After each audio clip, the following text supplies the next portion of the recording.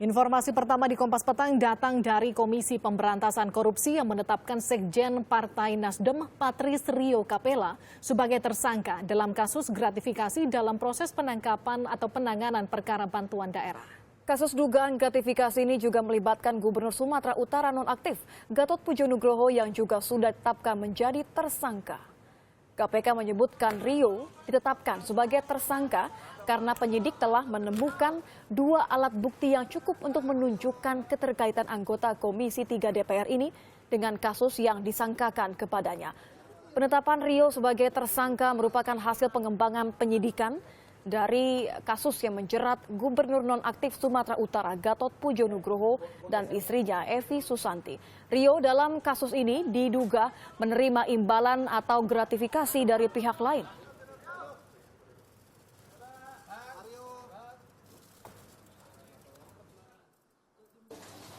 Yang kemudian menetapkan saudara PRC menjadi tersangka selaku anggota DPR.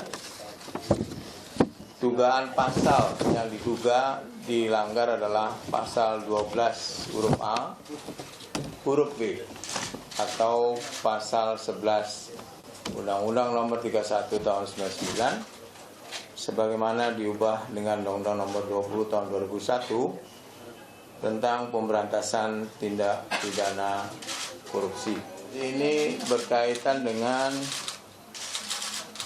penanganan perkara di Kejaksaan Tinggi Sumatera Utara yang jadi kali ini sedang dilakukan oleh penyelidikan oleh Kejaksaan Tinggi Sumatera Utara. Oh, ada ataunya, Pak ya? Ada ataunya Kejaksaan Agung juga. Ada ataunya. Kini kita ke gedung KPK, saudara, mendengarkan laporan dari rekan kami Ernest Karina terkait dengan perkembangan kasus suap Hakim PT UN Medan yang kini menyeret anggota DPR sekaligus Sekjen Partai Nasdem Patris Rio Capella sebagai tersangka. Ya, Karin, apa keterkaitan antara Patris Rio Capella dan Gubernur Sumatera Utara nonaktif Gatot Pujo Nugroho yang sudah lebih dulu jadi tersangka, Karin? Ya, Livi, Nitya dan juga saudara, benar bahwa KPK sudah menetapkan Patris Rio Capella sebagai tersangka penerima gratifikasi. Dan kaitan antara Rio dengan Gatot adalah Rio diduga menerima sejumlah uang dari Gubernur Sumatera Utara nonaktif Gatot Pujo Nugroho yang berkaitan dengan penanganan beberapa kasus.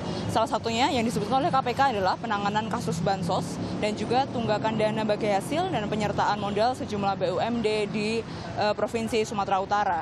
Pasal-pasal yang disangkakan kepada Gubernur nonaktif Sumatera Utara Gatot dan juga Evi adalah pasal-pasal pemberi suap, sedangkan pasal yang disangkakan kepada Rio Capella adalah pasal penerima suap.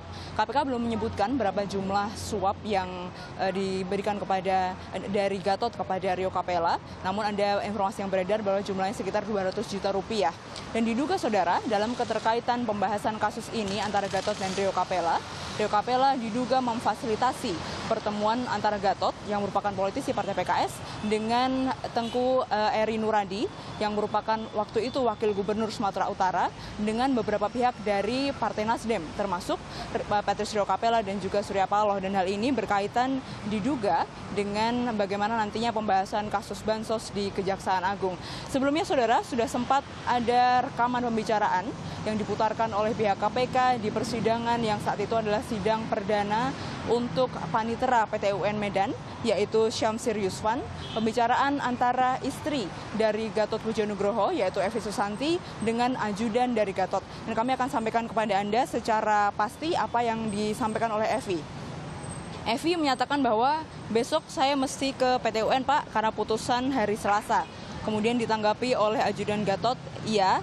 Dan kemudian Evi kembali membalas bahwa jadi nanti setelah sidang mundur kemarin yang terkait yang datang itu, Bapak mau jamin diamankan supaya itu mau dibawa ke Gedung Bundar. Jadi kalau itu sudah menang, nggak akan ada masalah katanya di Gedung Bundarnya, begitu Pak.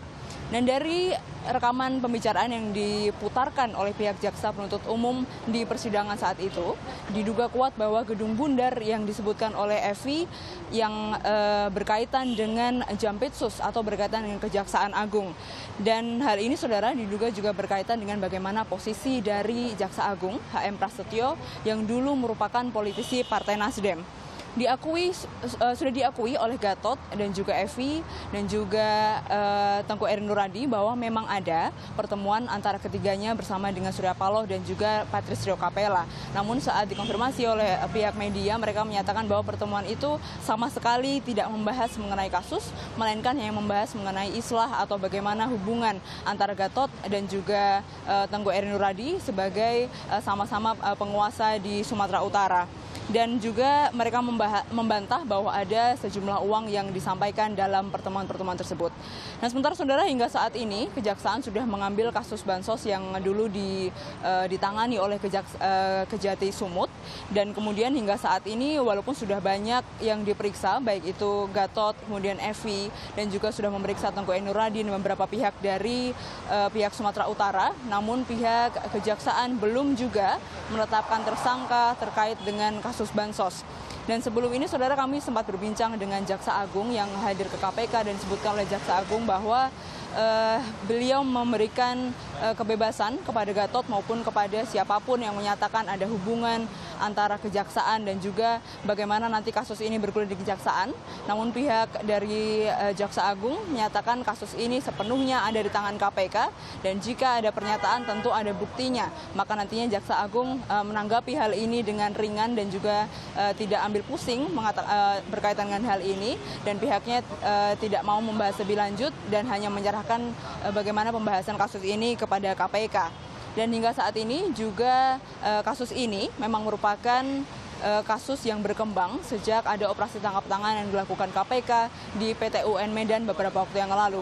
Kasus bansos, saudara, yang menjerat Gatot di Kejati Sumut di PT UN kan, dan kemudian di PT UN ini ternyata Gatot menyuap beberapa orang dan juga sudah ada 8 tersangka sejauh ini yang ditetapkan oleh KPK untuk kasus dugaan suap di PT UN. Beberapa di antaranya 5 orang yang terjerat dalam operasi tangkap tangan, yaitu 3 orang hakim di PT UN Medan, kemudian 1 orang panitera yaitu Syamsir Rizwan, ada 1 orang yang merupakan anak buah dari OCK Ligis yaitu M. Yagari Bastara, kemudian juga OCK Ligis ditetapkan sebagai tersangka, dan terakhir ada 2 orang yang ditetapkan sebagai tersangka yaitu Gatot Pujo Nugroho selaku Gubernur Sumatera Utara dan juga istri dari Gatot yaitu Evi Susanti. Dan kita nantikan bersama bagaimana nanti kelanjutan kasus ini di KPK. Demikian Nitya dan Livi.